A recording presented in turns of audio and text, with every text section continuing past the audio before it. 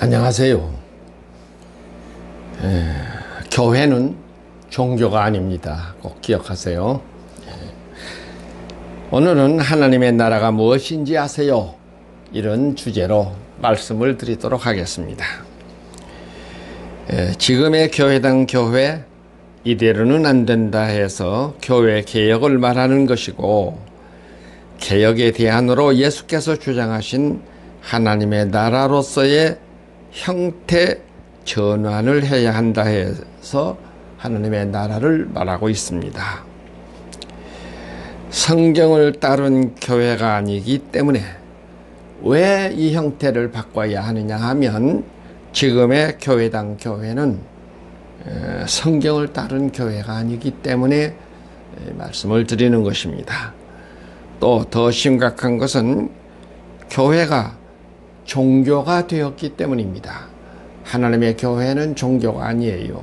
그런데 이걸 종교로 만들어 버렸기 때문에 그렇게 하는 것이고, 또 지금 때로는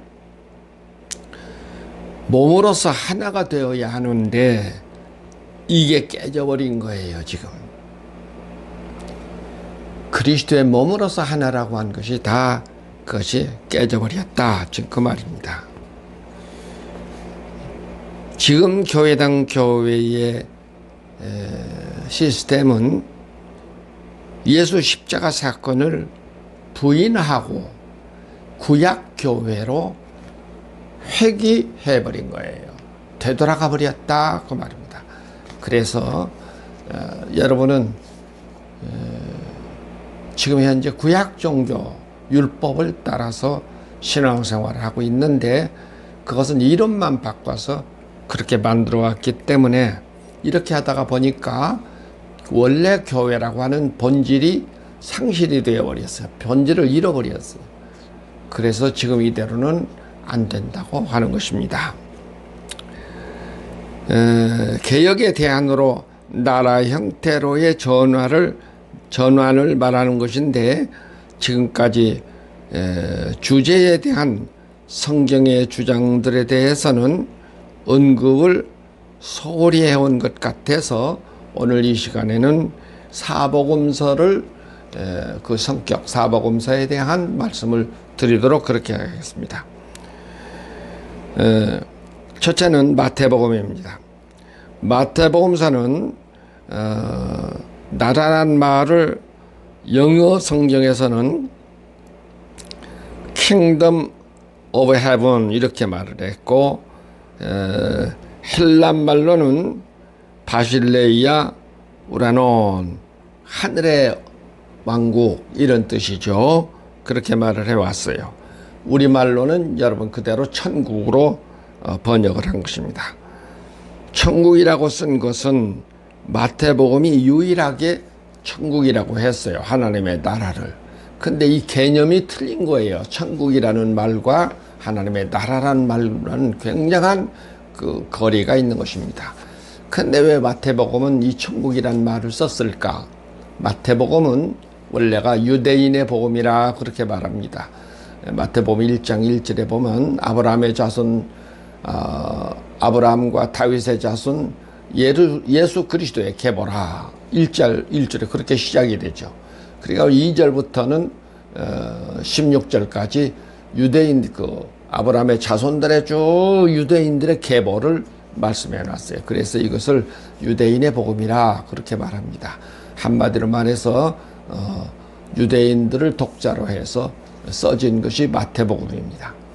그래서 이 마태복음에서는 왜 천국이라는 말을 썼느냐 하면, 그들이 바벨론 70년 바벨론 포로 생활에서 풀려나가지고 돌아와서 자기들의 고토로 와서 보니까 아주 황폐해져 버렸고, 또 정말로 와가지고 어떤 뭐 국가 건설 회복이라는 건 상상도 할 수 없는, 주변 국가들의 그 열강들 틈에서 그 할 수도 없는 이런 상황이 되었고, 폐허된 조국 땅을 보면서 이들은 좌절을 해버린 것이죠.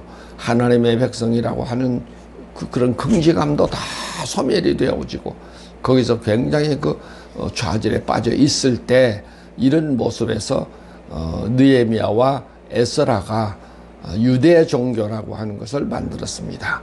유대 종교는 율법 종교죠. 이것을 잘 정리해 가지고 다시 유대 종교를 만들면서 그 좌절에 있는 유대 백성들에게 주장하고 주입을 시킨 것이 뭐냐면, 우리가 하나님의 백성이지만 이 땅에서는 이 곤고하게 살지만 우리가 장차 앞으로 저 천국에 가면, 하늘나라에 가면 우리는 그 영원한 세계를 산다. 이것을 일종의 유대인들을 설득시키는 주제로 사용을 했어요. 그래서 보니까 천국이라는 말을 쓰게 됐는데, 이 천국이라는 말은 우리나라에 와서는 이것이 옛날 우리나라의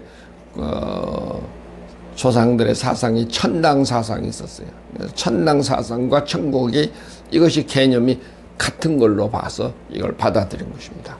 지금도 누구든지 예수 죽어서 장례식장에 가면 지금도 천국 그 찬송을 부르면서 그런 사고를 갖게 된 것입니다. 그 다음에 두 번째는 마가복음과 누가복음입니다. 마가복음과 누가복음인데 이 마가복음과 누가복음은 이방인의 복음이라 그래요. 그래서 우리가 잘 아는 대로 누가는 뭘로 시작을 하느냐면은 데오빌로 각하에게 이렇게 시작을 합니다. 데오빌로는 그때 로마 총독으로 와 있었던 사람이에요. 예수님 돌아가실 무렵에는 빌라도가 있었지만 지금은 이 누가가 이 서신을 쓸 때는 데오빌로가 총독으로 있을 때입니다. 그래서 흔히 말하기를 데오빌로는 로마 사람이잖아요. 그런데 전해온 말로는 누가와 데오빌로가 친구 사이였다, 그런 말도 있습니다. 그래서 그런 말을 하는 거예요. 각하가 알고 있는 바를 더 확실하게 하려 함이로다. 누가복음 1장 3절에 데오빌로는 로마 사람이라는 것, 그래서 이것이 이방인 복음이라 그렇게 말하는 것입니다. 누가는 사도행전을 쓰기도 했고 바울의 제자입니다. 이 누가라는 사람은 여러분이 아는 대로 누가는 박사였는데 의사였는데 그때 당시에는 의사가 박사 대우를 받았어요. 그래서 흔히 누가는 박사라 그런 말도 합니다. 헬란말을 공부해 보면 누가복음이 제일로 어려운 헬란말들을 썼어요. 이 누가는 말을 만들어서도 쓰기까지 했어요. 그리고 가장 헬란말을 쉽게 쓰는 책이 요한복음입니다. 그래서 헬란말 공부를 할 때 제일 초급반은 요한복음을 가지고 하고 고급반은 누가복음을 가지고 공부하는 것이 신학교에서 하는 그런 통례죠. 예수님의 족보 이야기 마태, 아브라함으로 시작해서 예수에게서 끝났지만 누가는 반대로 거슬러 올라가면서 예수의 위는 요셉이요, 그 위는 아담이요, 그 위는 하나님이라 해서 온 인류를 대상으로 했다고 해서 이방인의 복음이라 이렇게 말하는 것입니다. 그 다음에 마가복음은 사복음서에서 가장 처음 쓴 책이라고 알려져 있어요. 마가복음이. 그리고 이 마가복음은 아주 간결하게 해서 되게 페이지 수도 가장 작습니다. 그리고 마가복음을 써서 이것을 근거해서 마태복음이라든가 누가복음이라든가 이런 것도 썼다, 이렇게 전해지고 있는 거죠, 대개. 그래서 대개 이게 마태, 마가, 누가 요 세 개를 공관복음이라 그렇게 말합니다. 공관복음이라는 것은 같은 시각에서 예수의 행적을 기록을 했다 해서 같은 시각을 했다 공관복음이라 그래요.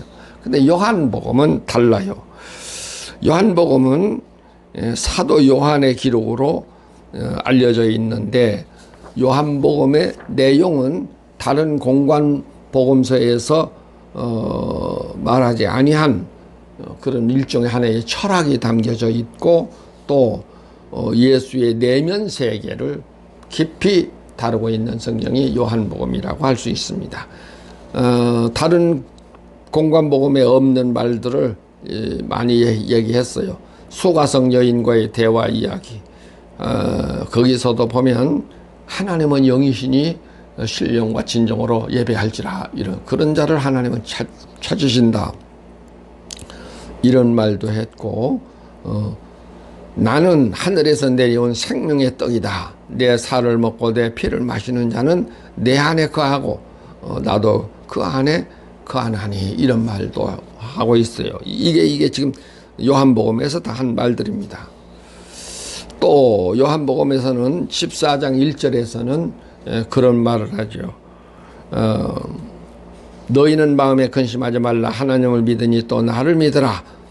아버지 집에 거할 곳이 많도다. 그렇지 않으면 너희에게 일렀으리라.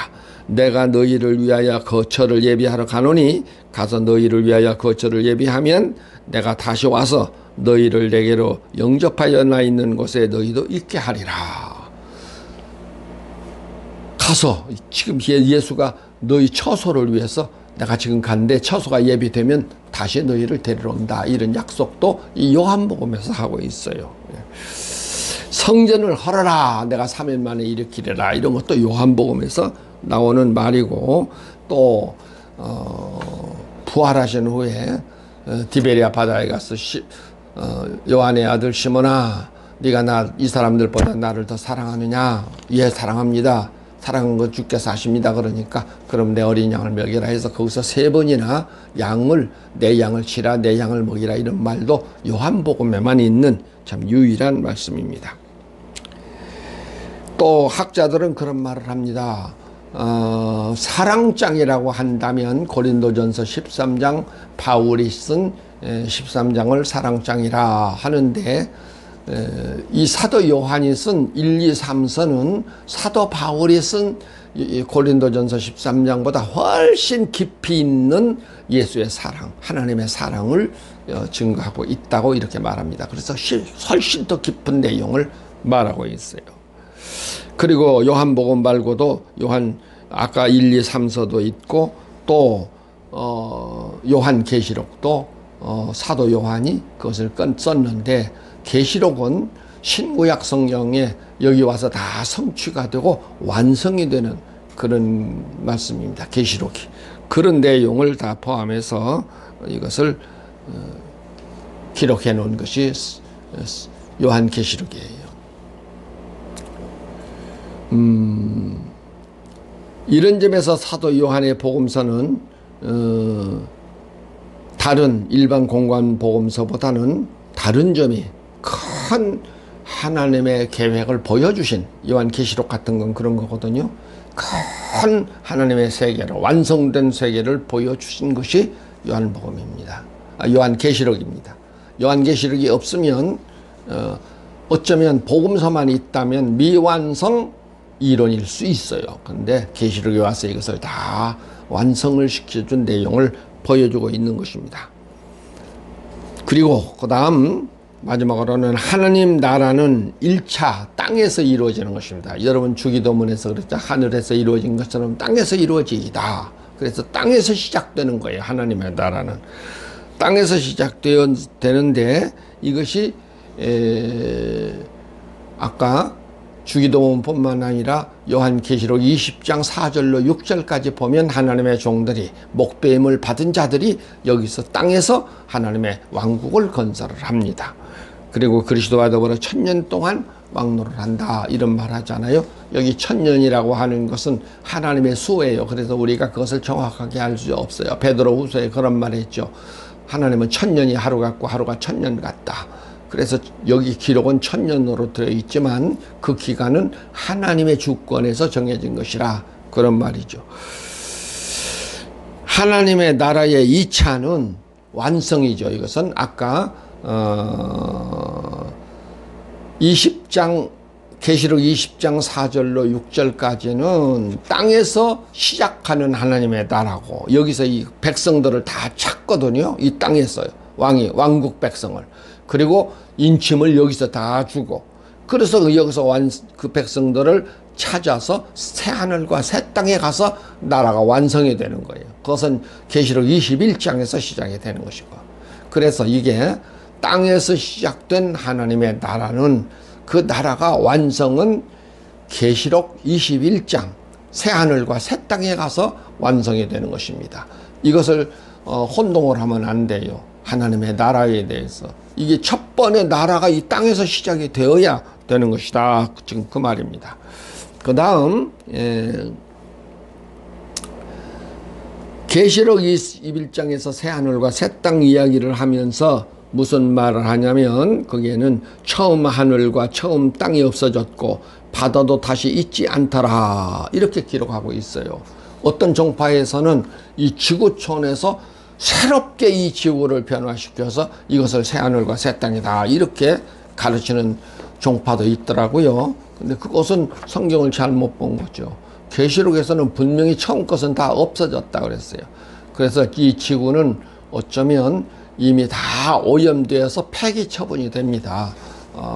이미 우리가 새하늘과 새 땅으로 들어갈 때는 이 지구촌은 폐기 처분돼요. 지금 현재 현상도 뭐 환경단체라든가 이런 데서 얼마나 많은 얘기를 해요.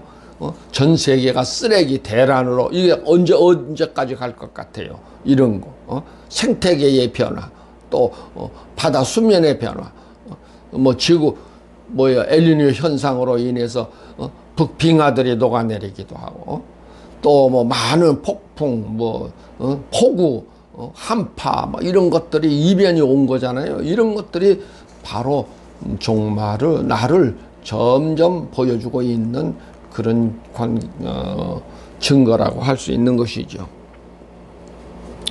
그리고 예수님은 부활하시고 사람들이 한 500명 무리가 보고 있는 가운데서 휴가하셨잖아요. 구름 타고 승천하셨어요. 이것은 그러면 어디로 가셨겠어요? 예수가 승천했으면. 그래서 우리가 장착할 날은 이 지구촌에서 이것을 지구를 새롭게 하는 게 아니고 우주 공간에 예비된 거기에 우리 사람들이 간다는 거예요. 예. 자, 하나님의 나라는 땅에서 시작해서 새하늘과 새 땅에서 완성이 된다고 하는 것을 우리 꼭 명심했으면 좋겠습니다. 이것이 21장, 22장에까지 완성된 모습을 그 계시록에서 보여주고 있는 거예요. 말씀 한 구절 하고 오늘은 마치겠습니다. 그가 강림하실 때에 그리스도에게 속한 자요 그 후에는 마지막이니 그가 모든 통치와 권세와 능력을 멸하시고 나라를 아버지 하나님께 바칠 때라. 그가 모든 원수를 그 발 아래에 둘 때까지 반드시 왕노릇 하시리라. 고린도전서 15장 24절로 25절에서 이렇게 말하고 있습니다. 여기서 오늘은 꼭 명심하세요. 하나님의 나라는 땅에서 먼저 이루어져야 된다는 거예요. 지금이 어쩌면 21세기에 그때가 된 것이라니까요. 이 기회를 놓치면은 여러분 구원을 못 받습니다. 세례만 가지고는 구원을 못 받아요. 그 증거가 뭐예요? 유대인들이 할례 받아가지고 할례 받은 것 때문에 세례를 안 받았잖아요. 그래서 유대인들은 이미 신약시대에 참여를 못 해버렸잖아요. 참여 못했다는 뜻은 뭐예요? 구원이 그 사람들에게는 없다는 뜻이에요. 지금도 유대인들은 예수를 안 믿는 사람들입니다. 유대인들은 하나님의 백성으로 시작되었지만은 그런 결과를 가져왔어요. 그리고 마지막에 가서 예수님은 유대인을 가르쳐서 뭐라고 하냐면 저들은 사탄의 회당이라 이렇게 규정을 한 것입니다. 여러분 세례받은 자리에서 머물러 있으면 유대인의 운명이 됩니다. 꼭 명심하세요. 이거 지나가는 거니까. 그래서 계시론에서 앞에 강의했던 계시론에서 계시는 진행하는 것이라 그랬잖아요. 이게 우리가 세례의 문턱을 넘어서 하나님의 인침을 받은 백성이 되어야 여기서 우리 구원이 완성이 되는 것입니다. 이것을 자꾸 지금도 말하면 하나님의 나라라면 정신 빠졌다고 그러고 이걸 거부하고 이걸 비판하고 이런 사람들 아직도 있어요. 손에다 쥐어주어도 이걸 모르는 이런 사람들이 있어요. 어쩌면 그런 사람들은 하나님께서 제외가 된 사람들이기 때문에 마치 유대인들처럼 그런 사람들이 되어버렸기 때문에 그럴 수도 있는 것입니다. 깊이 명심하시기 바랍니다. 안녕히 계세요. 감사합니다. 다음에 뵙겠습니다.